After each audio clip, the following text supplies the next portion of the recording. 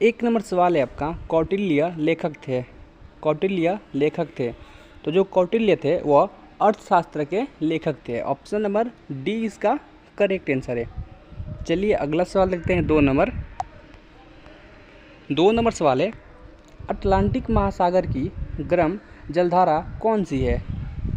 Atlantic महासागर की गर्म जलधारा कौन सी है? ऑप्शन दिया है gulf stream, सुसीमा, Humboldt, Labrador.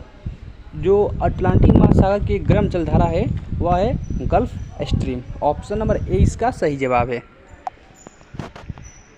3 number सवाल है, सौरमंडल के किस ग्रह को लाल ग्रह कहा जाता है? यानी वो सौरमंडल का कौन सा ग्रह है जिसे लाल ग्रह के नाम से भी जाना जाता है? ऑप्शन है बृहस्पति, मंगल, शुक्र, बुध। तो सौरमंडल के मंगल ग्रह को लाल ग्रह के नाम से भी जाना जाता है। ऑप्शन नंबर बी इसका सही जवाब है। 4 नंबर सवाल है, चंबल नदी पर स्थित जलाशय किस अन्य नाम से जाना जाता है? यानी चंबल नदी पर जो स्थित जलाशय है उसे किस अन्य नाम से जाना जाता है? ऑप्शन दिया है गांधी सागर, निजाम सागर, महिसागर, गोविंद सागर। तो जो चंबल नदी पर स्थित जलाशय है उसे गांधी सागर के नाम से जाना जाता है। ऑप्शन नंबर ए इसका सही जवाब है। 5 नंबर सवाल है, ग्रीन हाउस प्रभाव किस गैस के कारण होता है? ग्रीन हाउस प्रभाव किस गैस के कारण होता है? ऑप्शन है nitrogen, oxygen, carbon dioxide, hydrogen. तो जो ग्रीन हाउस प्रभाव होता है वह कार्बन डाइऑक्साइड गैस के कारण होता है। ऑप्शन नंबर सी इसका करेक्ट आंसर है। 6 नंबर सवाल है, वायुमंडल के तापमान वृद्धि का कारण है? वायुमंडल के तापमान वृद्धि का कारण है। ऑप्शन है carbon dioxide, methane, nitrogen, CFC। तो जो वायुमंडल के तापमान वृद्धि का कारण है वह कार्बन डाइऑक्साइड है। ऑप्शन नंबर ए इसका सही जवाब है। चलिए अगला सवाल देखते हैं। 7 नंबर सवाल है, भारत की पश्चिम से पूर्व की दूरी लगभग कितनी किलोमीटर है? भारत की पश्चिम से पूर्व की दूरी लगभग कितनी किलोमीटर है? ऑप्शन है 3000 किलोमीटर, 2900 किलोमीटर, 2700 किलोमीटर, 2800 किलोमीटर। तो इस सवाल का जवाब आप लोग कमेंट बॉक्स में बताएं। 8 नंबर सवाल है, सरदार सरोवर परियोजना किस नदी पर बनाई गई है? सरदार सरोवर परियोजना किस नदी पर बनाई गई है? ऑप्शन दिया है तापी, नर्मदा, गोदावरी, महानदी। तो जो सरदार सरोवर परियोजना है वह नर्मदा नदी पर बनाई गई है। ऑप्शन नंबर बी इसका करेक्ट आंसर है। 9 नंबर सवाल है, एशिया का सबसे बड़ा लौह इस्पात उत्पादक देश है? एशिया का सबसे बड़ा लौह इस्पात उत्पादक देश है। ऑप्शन है जापान, भारत, चीन, इंडोनेशिया। तो एशिया का सबसे बड़ा लौह इस्पात उत्पादक देश चाइना है। ऑप्शन नंबर सी इसका करेक्ट आंसर है। 10 नंबर सवाल है, इंडिया डिवाइडेड नामक पुस्तक इनमें से किसने लिखी?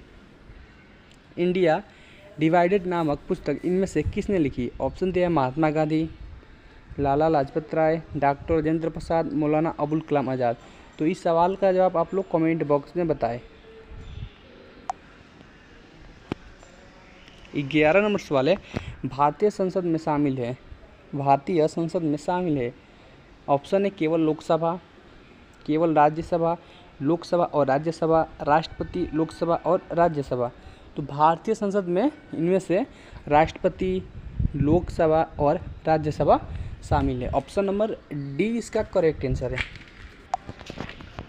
12 नंबर सवाल है, गुप्त शासकों द्वारा जारी किए गए चांदी के सिक्कों को कहते हैं? गुप्त शासकों द्वारा जारी किए गए चांदी के सिक्के को कहते हैं? ऑप्शन दिया है पर्ण, कड़ियापर्ण, दिनार, रूपक। तो गुप्त शासकों के द्वारा जारी किए गए चांदी के सिक्के को पर्ण कहते हैं। ऑप्शन नंबर ए इसका करेक्ट आंसर है। अगला सवाल है आपका, अमेरिका के बाद विश्व में सबसे बड़ी अर्थव्यवस्था वाला देश कौन सा है? अमेरिका के बाद विश्व में सबसे बड़ी अर्थव्यवस्था वाला देश कौन सा है? ऑप्शन है चीन, यूके, जापान, जर्मनी। तो अमेरिका के बाद विश्व में सबसे बड़ा अर्थव्यवस्था वाला देश जापान देश है। ऑप्शन नंबर सी इसका सही जवाब है। 14 नंबर सवाल है आपका, कांग्रेस छोड़ने के बाद सुभाष चंद्र बोस ने फॉरवर्ड ब्लॉक का गठन कब किया? कांग्रेस छोड़ने के बाद सुभाष चंद्र बोस ने फॉरवर्ड ब्लॉक का गठन कब किया? ऑप्शन है 1939 में, 1938 में, 1940 में, 1943 में। तो कांग्रेस छोड़ने के बाद सुभाष चंद्र बोस फॉरवर्ड ब्लॉक का गठन 1939 में किए थे। ऑप्शन नंबर ए इसका करेक्ट आंसर है। चलिए अगला सवाल देखते हैं 15 नंबर। 15 नंबर सवाल है, निचले गंगा मैदान के पृष्ठ पर अवन मनों को किस रूप में जाना जाता है? निचले गंगा मैदान के पृष्ठ पर अवन मनों को किस रूप में जाना जाता है? ऑप्शन दिया है खातस, नाड, भोतस, डेल्टा। तो निचले गंगा मैदान के जो पृष्ठ पर अवन मनु है उन्हें डेल्टा के नाम से जाना जाता है। ऑप्शन नंबर डी इसका करेक्ट आंसर है। 16 नंबर सवाल है, शब्द RAM किसके लिए प्रयुक्त किया गया है? शब्द RAM किसके लिए प्रयुक्त किया गया, यानी आपको RAM का फुल फॉर्म बताना है। ऑप्शन दिया है random everness memory, road all memory, read and memory, random access memory. तो RAM का फुल फॉर्म जो है रैंडम एक्सेस मेमोरी होता है। ऑप्शन नंबर डी इसका सही जवाब है। और ये क्वेश्चन VBI है, आपको इसे याद कर लेना है, एग्जाम में पूछ सकता है। 17 नंबर सवाल है, EVM का प्रयोग भारतीय चुनाव में कब से प्रारंभ हुआ? EVM का प्रयोग भारतीय चुनाव में कब से प्रारंभ हुआ? ऑप्शन दिया है 1996 से, 1997 से, 1998 से, 2000 से। तो EVM का जो प्रयोग हुआ 1998 से भारत में प्रारंभ हुआ चुनावों के लिए। तो ऑप्शन नंबर सी इसका सही जवाब है। 18 नंबर सवाल है, भारत का सबसे बड़ा राज्य कौन सा है? भारत का सबसे बड़ा राज्य कौन सा है? ऑप्शन दिया है राजस्थान, महाराष्ट्र, बिहार, पश्चिम बंगाल। तो भारत का सबसे बड़ा जो राज्य है वह क्षेत्रफल की दृष्टि से राजस्थान है और जनसंख्या की दृष्टि से उत्तर प्रदेश है। तो आप लोग दोनों सवाल याद रखिएगा, एग्जाम में पूछ सकता है। 19 नंबर सवाल है, कोलार स्वर्ण की खानें कहाँ स्थित है? कोलार स्वर्ण की खानें कहाँ स्थित है? ऑप्शन है कर्नाटक, आंध्र प्रदेश, तमिलनाडु, राजस्थान। कोलार स्वर्ण की खानें जो है वह कर्नाटक राज्य में स्थित है। ऑप्शन नंबर ए इसका करेक्ट आंसर है। 20 नंबर सवाल है, कोयला बड़े पैमाने पर पाया जाता है?